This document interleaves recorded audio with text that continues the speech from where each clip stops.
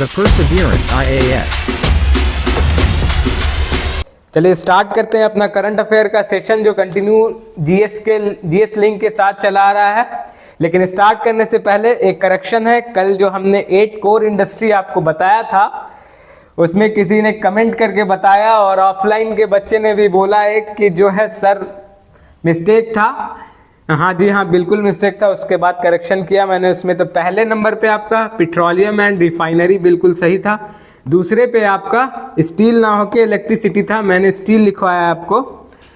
दूसरे पे आपका इलेक्ट्रिसिटी, तीसरे पे स्टील था आपका, चौथे पे कोल था आपका, पांचवें पे क्रूड ऑयल है, ठीक है, छठे पे आपका नेचुरल गैस है, ठीक है, नेचुरल गैस है, सातवें पे आपका सीमेंट है और आठवें पे आपका फर्टिलाइजर है, ठीक है। ये आपका 28% से स्टार्ट होता है और 2.63% फर्टिलाइजर पे आके खत्म होता है। ये जो है आपका करेक्ट सीक्वेंस था, इसको आप सही कर लीजिएगा अपनी नोटबुक में। बाकी सारा डेटा जो बताया गया था सब सही था। तो आज देखते हैं कि आज क्या है। आज जो है आपका ICJS, ठीक है, इस बॉडी को देखेंगे। VSAT है, ये बहुत इंपॉर्टेंट है, इस पर स्टार मार्क लगा लीजिएगा। आने वाले एग्जाम में ये जरूर दिखेगा आपको।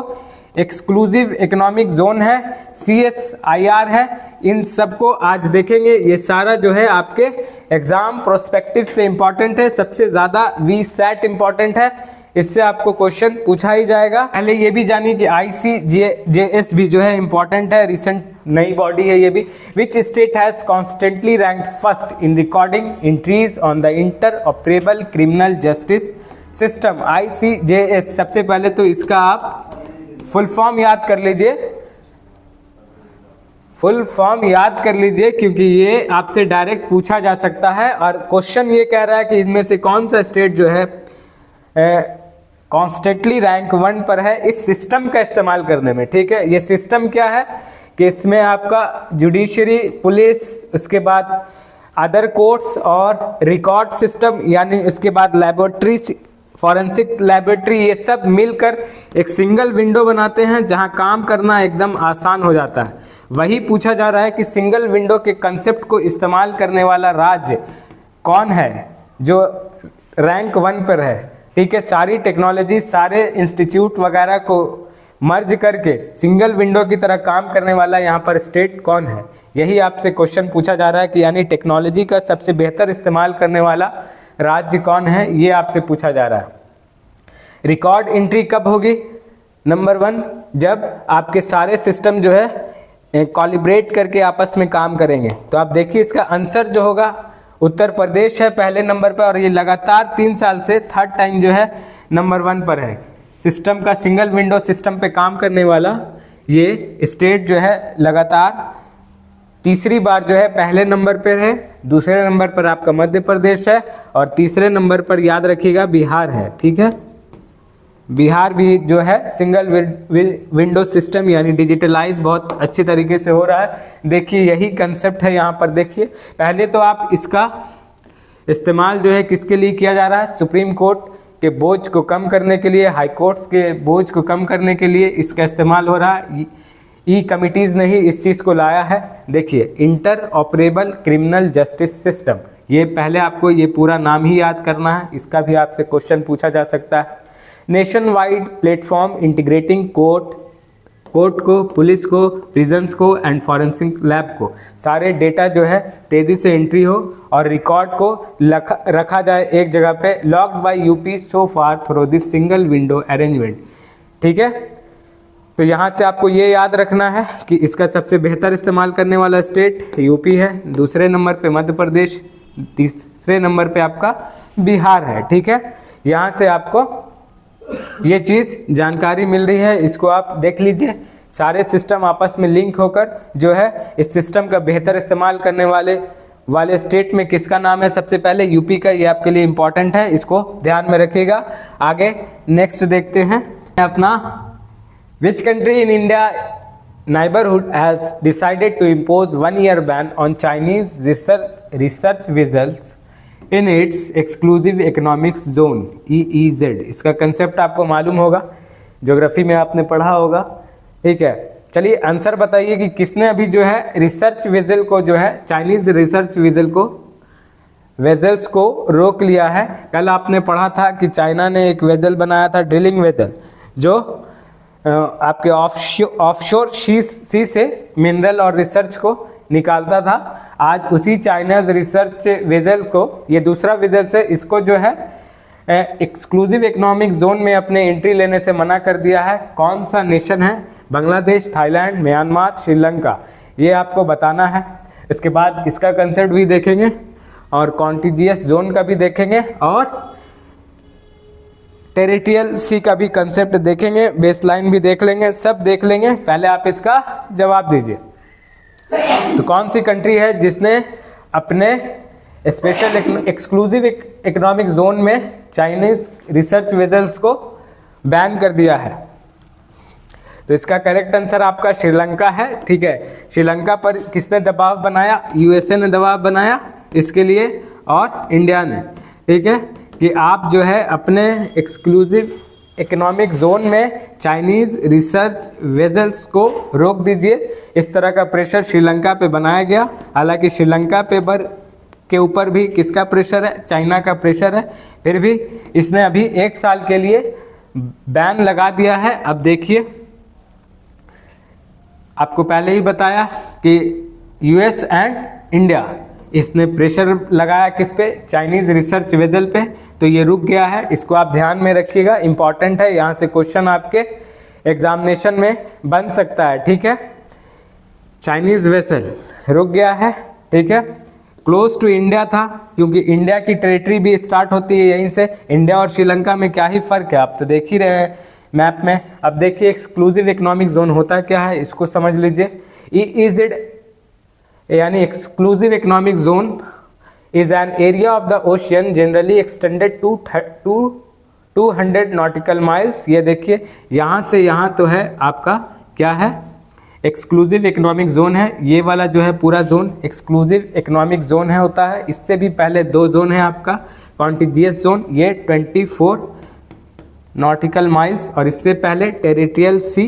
ठीक है, ये जो है आपका 12 नॉटिकल माइल्स। ठीक है, ये सारा डायरेक्ट क्वेश्चन पूछा जाता है कि इसकी सीमा कितनी होती है, इसकी सीमा कितनी होती है, और फिर आपकी इसकी सीमा कितनी होती है, ये डायरेक्ट आपसे पूछा जाता है बेस लाइन से। बेस लाइन याद रखिएगा, एक सीधी रेखा जो आपकी कोस्टल रीजन से खींची जाती है, एक सीधी रेखा, और उसके बाद ये तीनों लाइन ड्रा किया जाता है यहाँ किस चीज़ के लिए? आपके टेरिटोरियल सी के लिए, कॉन्टिजियस जोन के लिए, और उसके बाद आपका इकोनॉमिक जोन के लिए। इसमें इन दोनों क्षेत्र में जो है आपकी जुडिशरी पूरा का पूरा इंडिया के अंडर में होता है, लेकिन आपके एक्सक्लूसिव इकोनॉमिक जोन में सिर्फ आप मिनरल रिसोर्सेज और उसके बाद नेचुरल गैस पर आपका अधिकार है।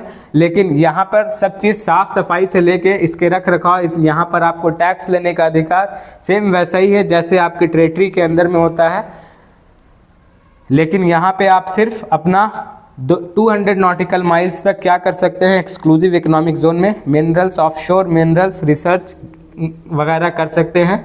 इसके अलावा आपको यहाँ पर जुडिशरी का अधिकार नहीं है। लेकिन इन तीनों जोन में याद रखिएगा कि इंडिया की सॉवरेनिटी होती है। इसके बाद जो आपका शुरू होता है वो हाई सी शुरू होता है। ठीक है, इसके बाद हाई सी शुरू होता है आपका एक्सक्लूसिव इकोनॉमिक जोन के बाद हाई सी शुरू हो जाता है। ये आप ध्यान में रखिएगा। ठीक है, ये सारा एरिया इससे क्वेश्चन पूछता है। ठीक है, डीप सी कहने का मतलब है कि हाई सी स्टार्ट हो जाता है आपका एक्सक्लूसिव इकोनॉमिक जोन का। तीनों का रेंज याद रखिएगा, ये आपके लिए इम्पॉर्टेंट है। आगे बढ़ते हैं और नेक्स्ट क्वेश्चन देखते हैं अपना। टेरिटोरियल वाटर, ये देखिए इमेज क्लियर नहीं है लेकिन सब के बारे में बताया हुआ है, वही जो आपको बताया हमने, इसको देख लीजिएगा एक बार। हाई सी भी बताया आपको हमने। Sovereign right to the water column and continental shelf. Next question देखते हैं। The Lal Bahadur Shastri institute of technology for women LBSITW which was recently in news for launching its nano satellite VSAT। ये जो है बहुत इंपॉर्टेंट है, इसको आप याद रखिएगा जहन में आपके। 70 में आपको ये दिखेगा ये क्वेश्चन। ठीक है, आंसर बताएं इसका कि ये कहाँ लोकेटेड है, विच सिटी में। Was recently news for launching its nano satellite. Launch कहाँ से किया गया है, ये आपको बताना है। सैटेलाइट लॉन्च कहाँ से किया गया, बेंगलुरु, पुणे, त्रिवंतपुरम, मैंगलोर। ठीक है, वी सैट अपने आप में इम्पॉर्टेंट इसलिए है कि ये इसको बनाने वाली पूरी टीम वोमेन की है, वोमेन ने इसको बनाया है पूरी तरह से, इसीलिए ये बहुत ज़्यादा इम्पॉर्टेंट है। वोमेन इंजीनियर्ड सैटेलाइट, इसका फुल फॉर्म पहले याद रखिएगा, वोमेन इंजीनियर सैटेलाइट। ये सारी की सारी महिलाओं ने मिलकर इस सैटेलाइट को तैयार किया है और ये लॉन्च कहाँ से हुआ है, तिरुवनंतपुरम में।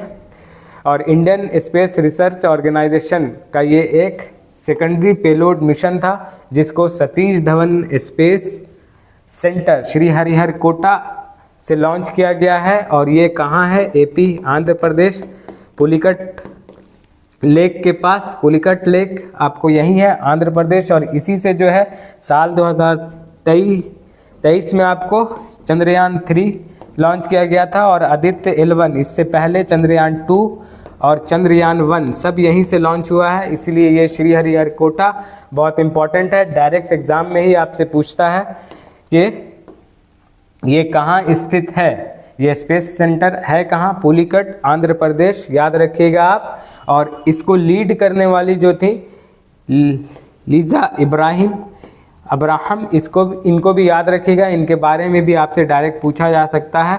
यही जो है पूरी टीम को लीड कर रही थी, ठीक है। और इसरो यहाँ पे देख रहे हैं तो इसरो तो चर्चा में है ही है, पूरे साल इसरो चर्चा में रहा है। 15 अगस्त याद रखिएगा, ये कब बना था आपको, 1969 में, ये भी इम्पॉर्टेंट है। और इसका मुख्यालय बेंगलुरु, कर्नाटका। और अब इनके बारे में थोड़ा जानिए और पढ़िए जाकर, इनके बहुत सारे फ्यूचर ऑफ इंजीनियरिंग पर इनके बहुत सारे आर्टिकल, शॉर्ट नोट्स पढ़े हुए हैं।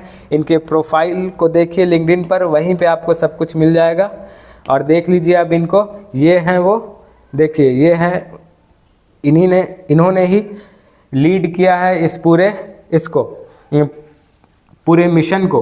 वी सैट जो मिशन है, इन्हीं के थ्रू जो है पूरा लीड किया गया है, ठीक है। ये पूरी इनकी टीम है, तो इम्पॉर्टेंट है, इनको आप रीड कीजिए। इन्होंने बहुत सारे आर्टिकल भी लिखे हैं इंजीनियरिंग पर, सैटेलाइट इंजीनियरिंग पर, ठीक है, इसलिए इम्पॉर्टेंट है। आप देख सकते हैं साइंस एंड टेक का क्वेश्चन इनसे बन सकता है। तो याद रखिएगा ये कॉलेज कौन सा है, केरला कॉलेज है, ठीक है। आपसे पूछा जा सकता है कि कौन से कॉलेज की महिलाओं ने जो है वीसैट डेवलप किया है, तो केरला कॉलेज, और ये खुद भी केरला की हैं, इस बात को आप ध्यान में रखिएगा। नेक्स्ट क्वेश्चन देखते हैं, Rejupave technology recently in news, it is related with, किससे रिलेटेड है ये रिजुपावे टेक्नोलॉजी, आपको बताना है। रिजुपावे टेक्नोलॉजी जो है किससे रिलेटेड है, ये न्यूज़ में क्यों है, क्योंकि ये डेवलप किया गया अभी CSIR के थ्रू, ठीक है, CRRI के लिए, CSIR के थ्रू CRRI के लिए। ये क्या है, ये दोनों बॉडी को भी अभी देखेंगे, ये इंपॉर्टेंट है। सबसे पहले ये जान लीजिए कि मिनिस्ट्री ऑफ एजुकेशन किनके हाथ में है, धर्मेंद्र प्रधान के हाथ में। अब ministry of science and tech Jitendra Singh के हाथ में है, ठीक है। ये सारी मिनिस्ट्री को याद रखिएगा, मिनिस्ट्री भी डायरेक्ट आपसे पूछ लिया जाता है। मिनिस्ट्री ऑफ रेलवे आपको मालूम है, अश्विनी वैष्णव। आगे देखिए, recently the border road organisation BRO के थ्रू जो है कौन सी टेक्नोलॉजी थी, रिजुपावे टेक्नोलॉजी किसके थ्रू यूज़ की जा रही है, BRO के थ्रू यूज़ की जा रही है। यूटिलाइज कंस्ट्रक्शन टेक्नोलॉजी है ये। होता ये है कि जब हाई एल्टीट्यूड पर असफाल्ट का यूज़ होता है तो ये जो है आपको इसका टेम्परेचर तेज़ी से गिरने लगता है, ठीक है। जबकि टेम्परेचर कितना चाहिए, जब ये यूज़ में हो रहा है, जब इससे रोड बनाया जा रहा है तो 30 डिग्री सेल्सियस से लेके 400 डिग्री सेल्सियस तक टेम्परेचर होना चाहिए। लेकिन जब हाई एल्टीट्यूड पर इसका इस्तेमाल होता है तो असफाल्ट का टेम्परेचर तेज़ी से गिरने लगता है। अरुणाचल प्रदेश आप जान ही रहे हैं, अल्टीट्यूड हाई है इसका, और ये यहाँ पे इस्तेमाल करने पर इसका टेम्परेचर मेंटेन नहीं हो पाता, इसीलिए ये टेक्नोलॉजी डेवलप किया गया है, रिजुपावे टेक्नोलॉजी। ये क्या करता है, असफाल्ट मॉडिफायर की तरह काम करता है, ठीक है, असफाल्ट मॉडिफायर की तरह काम करता है और इसका टेम्परेचर गिरने से रोक देता है, जिसकी वजह से हाई एल्टीट्यूड पर काम करना आसान हो जाता है, असफाल्ट के साथ रोड बनाना। अब ये देखिए, ये सीला टनल बन रहा है, उसी में ये टेक्नोलॉजी यूज़ हो रही है, इसको आप ध्यान में रखिएगा। सीला टनल चाइना और इंडिया के बॉर्डर पे है, अरुणाचल प्रदेश में। ये जानकारी भी आपके लिए बहुत ज़्यादा इंपॉर्टेंट है, इससे डायरेक्ट क्वेश्चन बन सकता है कि सीला टनल कहाँ है और कहाँ पर। ये देखिए LGG Damteng Yangseng Yangtse road near the India China border in Arunachal Pradesh. तो ये सारी जानकारी यहाँ से आपके लिए इम्पोर्टेंट थी, इसको आप ध्यान में रखिएगा। और इसमें यूज़ क्या किया जाता है, इसके असफाल्ट को मॉडिफाई करने के लिए बायो ऑयल प्रोडक्ट यूज़ होता है। ये बायो ऑयल प्रोडक्ट जो है आपके बॉडी लोशन वगैरह में भी यूज़ होता है, वही जो है अब यहाँ यूज़ करके इस असफाल्ट को मॉडिफाई किया जा रहा है। यहाँ से इम्पोर्टेंट 2 इंस्टीट्यूट है आपके लिए, एक CSIR central road research institute, ये जो है आपका 1948 में बना था, ठीक है। जबकि ये आपका CRR इसी का विंग है, ये बना है आपका 1952 में, ठीक है। ये 1948 है या 46 है, इसको कंफर्म करना होगा एक बार, लेकिन ये 1952 है। CSIR जो है, CSIR का एग्जैक्ट डेट आप बता देंगे, ये कंफर्म करेंगे, ये 1946 है या 48, ठीक है। CSIR जो है हमको लगता है 46 ही है, इसलिए इसको हम लिखेंगे नहीं, आप कंफर्म कीजिएगा। लेकिन ये जो है इसका विंग है और ये 1952 में बना है, ये कंफर्म है। लेकिन CSIR में कंफ्यूजन हो रहा है कि ये 46 है या 48 है, तो इसको आप कंफर्म करेंगे कल कि 46 है कि 48 है। आगे बढ़ते हैं, ये दोनों बॉडी जो है इंपॉर्टेंट आपके लिए। Central road research institute CRR ये 52 है, ठीक है, 52 है, जैसा कि इसको बताया मैंने आपको। Central road research institute establish in 1952, constituent laboratory of India's council scientist and industrial research, इसी की एक बॉडी है, कांस्टेंट बॉडी है, किसकी, CSIR की। कौन, CRRI, ठीक है, 1952 में बनी है, ये कंफर्म हो गया। और इसका मुख्यालय जो है न्यू दिल्ली में है, ये भी याद रखिएगा, ठीक है, मथुरा रोड पर। आगे बढ़ते हैं, ये देखिए CSIR, इसका डेट मेंशन नहीं है, ये शायद हाँ 42 ना 1946 ना 48, ठीक है, ये जो है आपका 42 है। अब कंफर्म है, आपके सामने डेटा है, इसको नोट कर लीजिएगा, 1942, ठीक है। इसकी ये गवर्नमेंट बॉडी है, किसके फील्ड में काम करती है, साइंस एंड टेक्नोलॉजी रिसर्च के फील्ड में काम करती है। R&D करती है किसके फील्ड में, साइंस एंड टेक्नोलॉजी में। कोर बॉडी है किसकी, भारत सरकार की, इसको आप ध्यान में रखिएगा। और इसका भी हेडक्वार्टर जो है न्यू दिल्ली में है, ये आप ध्यान में रखिएगा। यहाँ से जो भी चीज़ बताई गई आपके एग्जाम पर्सपेक्टिव से इम्पॉर्टेंट है। ये आपका न्यू दिल्ली बेस हेडक्वार्टर हो गया किसका, CSIR का। और आज का सवाल आपके लिए ये रहा, व्हाट इज़ बिटुमिनस रोड। इसको जब आप जानिएगा, इसको जब अच्छे से पढ़िएगा लिखने के लिए, इसको जब पढ़िएगा आंसर राइटिंग के लिए, तो आपको जो ये टेक्नोलॉजी है इसके बारे में और विस्तार से जानकारी मिलेगी। चाहे आप जहाँ से भी इसको पढ़ने की कोशिश करें, तो ये जानकारी जो है आपको इस मेंस राइटिंग में ज़रूर देखने को मिलेगी, इसके बारे में आपको बताया ही जाएगा। इसलिए इसको जो है कोशिश कीजिएगा लिखने का, ठीक है। साइंस एंड टेक्स्ट से आपसे क्वेश्चन पूछ सकता है, यहाँ से क्वेश्चन आपको मेंस में हो सकता है, ठीक है। पढ़ते रहिए, प्रैक्टिस सेट वगैरह लगाते रहिए। BSSC का सेट जो है बहुत जल्द शुरू होगा आपके परजीवरन के चैनल पे। 10 से 20 क्वेश्चन ही रहेगा, लेकिन बहुत ज़्यादा इंपॉर्टेंट, उससे बहुत ज़्यादा क्वेश्चन निकलेंगे बाहर। तब तक के लिए लगातार प्रैक्टिस सेट लगाते रहिए, पढ़ते रहिए। Thank you.